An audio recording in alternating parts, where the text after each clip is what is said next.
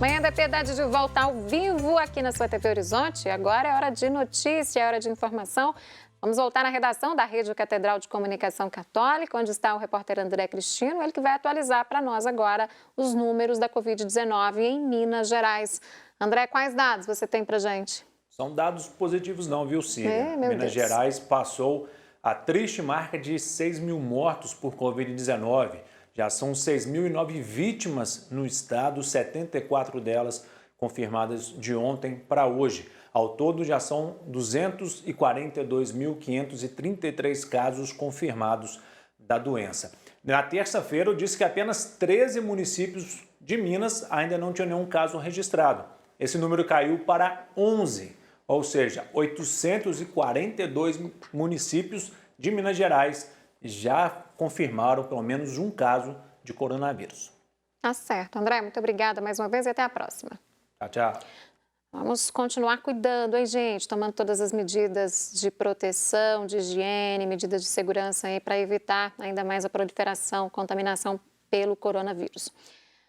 Nós estamos em setembro, né, gente? Pois é, hoje é dia 10 já. E no Brasil, já há uma tradição que este mês seja lembrado como o mês da Bíblia. Setembro foi escolhido pelos bispos do Brasil como o mês da Bíblia em razão da festa de São Jerônimo, celebrada no dia 30.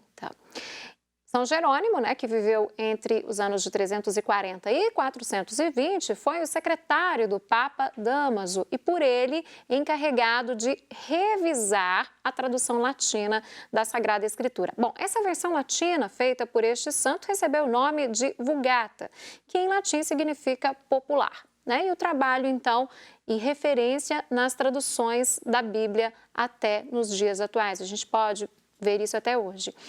E este ano, 2020, a Igreja no Brasil comemora o mês da Bíblia em sintonia com a Comissão Episcopal Pastoral para a Animação Bíblico-Catequética da Conferência Nacional dos Bispos do Brasil, que é a CNBB, fundamentando-se no livro do Deuteronômio com o lema Abra a tua mão para o teu irmão. E um livro rico, né, em reflexões morais e também éticas com leis para regular todas as regulações, na verdade, com Deus e com o próximo. E destaca-se também a preocupação de promover a justiça, a solidariedade com os pobres, o órfão, a viúva e o estrangeiro. São leis humanitárias encontradas também no Código da Aliança. E é sobre isso, sobre o mês bíblico, o mês da Bíblia, que nós vamos conversar agora aqui no programa, na nossa catequese, né, das quintas-feiras, com o querido Padre Wellington Santos. Padre Wellington, bom dia, bem-vindo.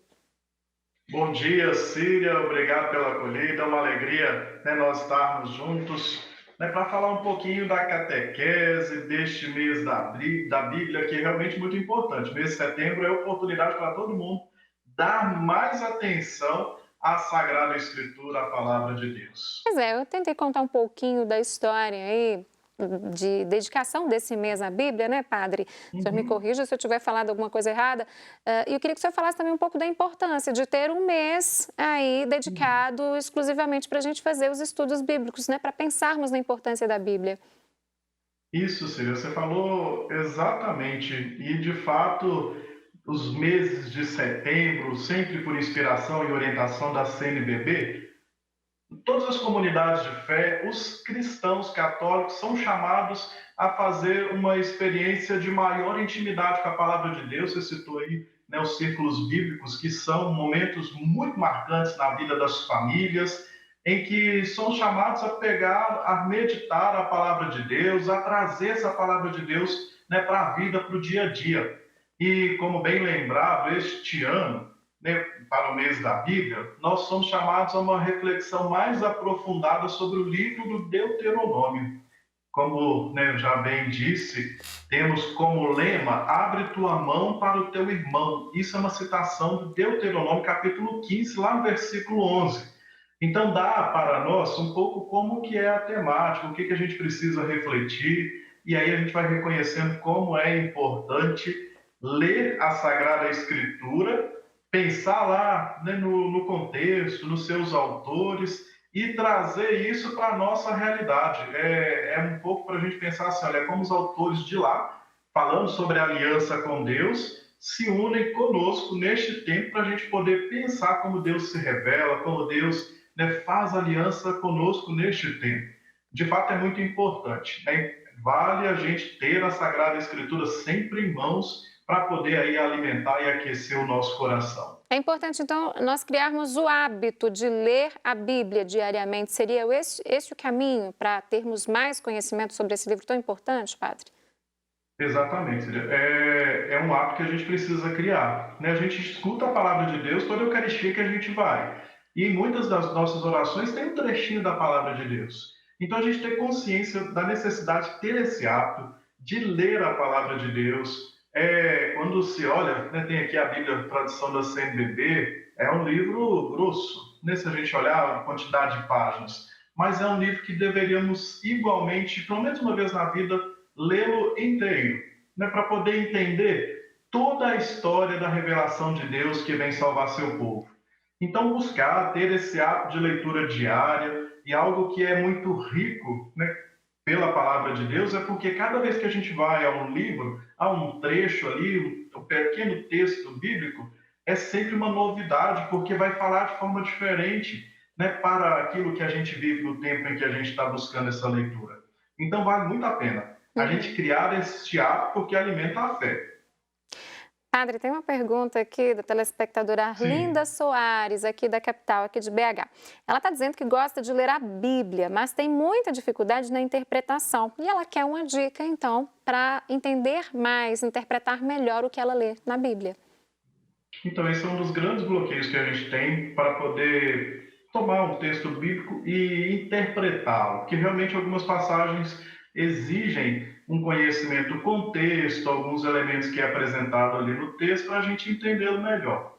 Mas não devemos desanimar frente a estas situações. Aí uma dica que temos em mãos, ao ler, né, a Bíblia, a maioria das traduções, e aí destacando a tradução oficial da CNBB, tem notas de rodapé. Então, quando a gente estiver lendo e encontra ali alguma realidade que a gente não está compreendendo bem, vai na nota de rodapé, porque normalmente traz uma explicação, alguma palavra que a gente não conhece bem o significado, lá traz a sua explicação. E um outro passo, que aí vai exigir um pouquinho mais, é buscar mesmo. A gente tem internet hoje, né, com esse meio de comunicação, como, né, o momento em que agora nos aproxima, né, diante desse distanciamento social imposto pela pandemia, usar da internet para poder pesquisar. Né? Tem muitos bons livros na internet, tem os que a gente pode adquirir, que nos ajuda a interpretar bem, né, a palavra de Deus. Além de muitos cursos, né, como você bem disse, o mês da Bíblia, falando sobre Deuteronômio. Tem muitos cursos sobre o livro de Deuteronômio acontecendo esse mês. No YouTube mesmo tem vários que a gente pode acompanhar e entender melhor as passagens da Escritura. É verdade, as pessoas podem acessar aí as redes sociais, no caso o YouTube, a Uhum, internet para auxiliar a gente nesse entendimento também, né? A tecnologia, mais uma vez, sendo útil para a gente nesse período. verdade. Padre Wellington, a Ana Soares de Contagem, está perguntando o seguinte: se existem várias versões da tradução da Bíblia cristã e, se sim, qual é a diferença entre cada uma? Então, tem diferença sim.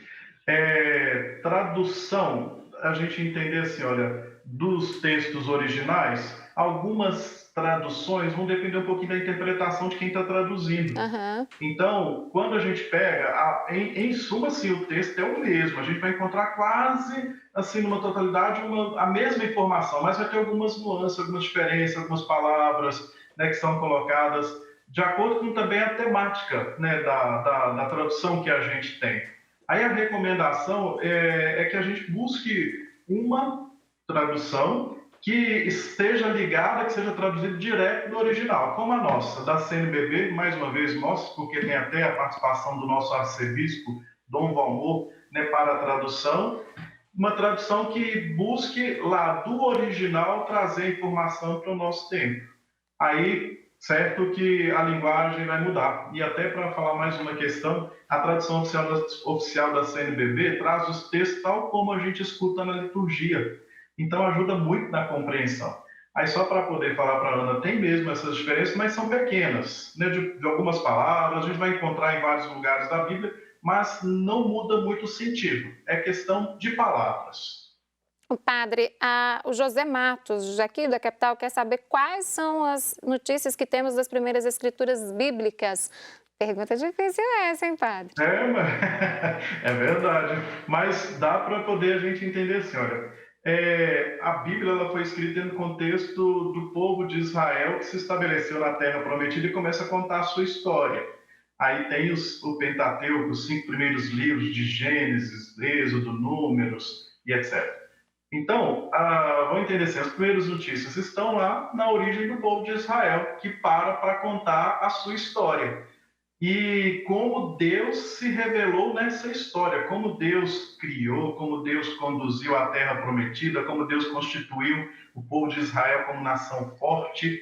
E muitos textos mesmos foram escritos no tempo do rei Salomão.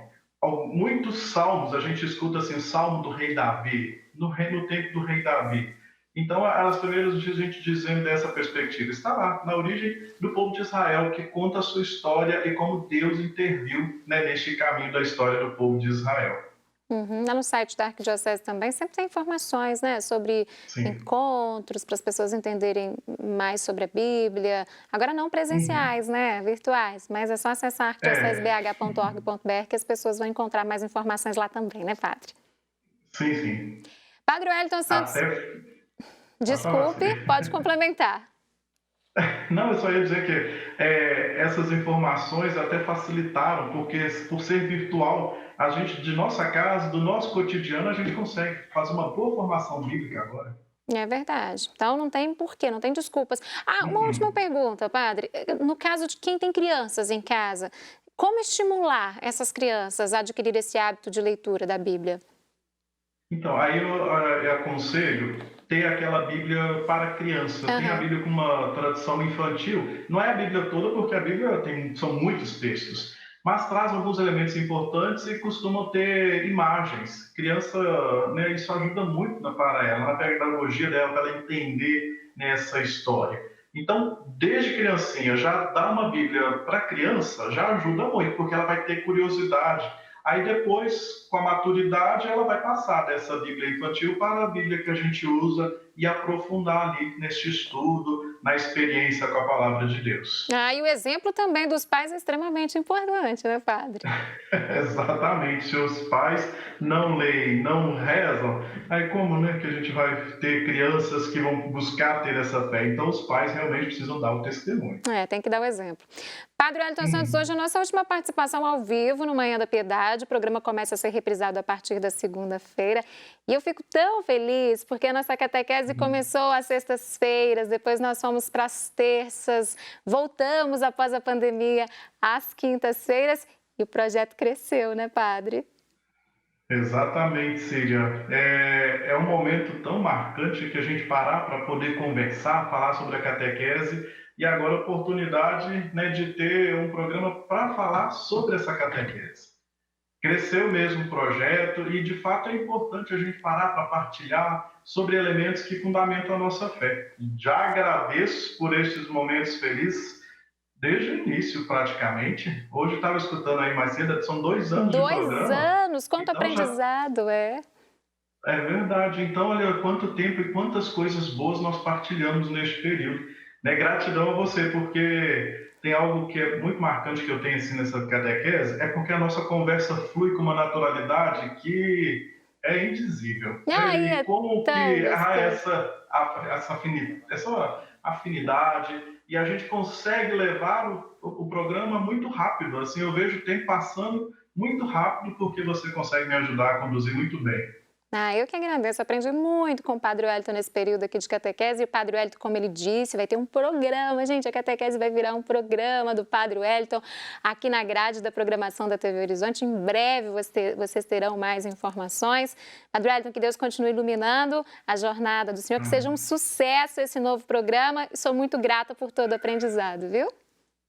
Eu também agradeço muito nessa bonita parceria, peço as orações e conte com as minhas também para os seus novos projetos, que são muito importantes né, para a TV Horizonte, para nosso caminho de fé, para todos nós que acompanhamos. Amém. Deus abençoe enormemente e contem sempre conosco. Amém, Padre. Fica com Deus. Mais uma vez, que Deus continue Amém. iluminando. Tá aí nosso querido Padre Wellington Santos, que vai ter um programa na grade da TV Horizonte, a catequese, a nossa catequese vai virar um programa do Padre, você vai poder fazer perguntas diretamente para ele, vai ser muito bacana, muito especial, e eu estou daqui torcendo para que dê tudo certo, já deu certo, na verdade, né?